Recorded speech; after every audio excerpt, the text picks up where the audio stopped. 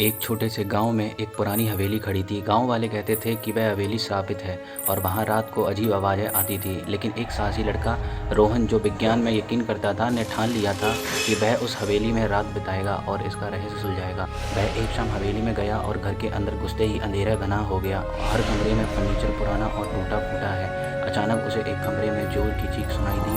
उसने डरते हुए उस कमरे की तरफ बढ़ना शुरू किया। जैसे ही वह कमरे में घुसा, उसने देखा कि दीवार पर खून के धब्बे थे और एक पुरानी झूला झूल रहा था। हालांकि वहाँ कोई नहीं था। उसने महसूस किया कि कुछ अजीब सी शक्ति उसकी तरफ बढ़ रही है। उसकी सांसें तेज हो गई। अचानक कमरे का दरवाज़ा बंद हो गया और सर्द हवा ने उसका पीछा किया। वह डर से कांपते हुए भागने की कोशिश करने लगा, लेकिन जैसे ही उसने दरवाजे खोला, सामने एक खौफनाक महिला की छाया दिखाई दी जो उसकी ओर बढ़ रही थी। उसकी आंखों में जलती हुई आग थी और उसके बाल चेहरे पर बिखरे हुए थे।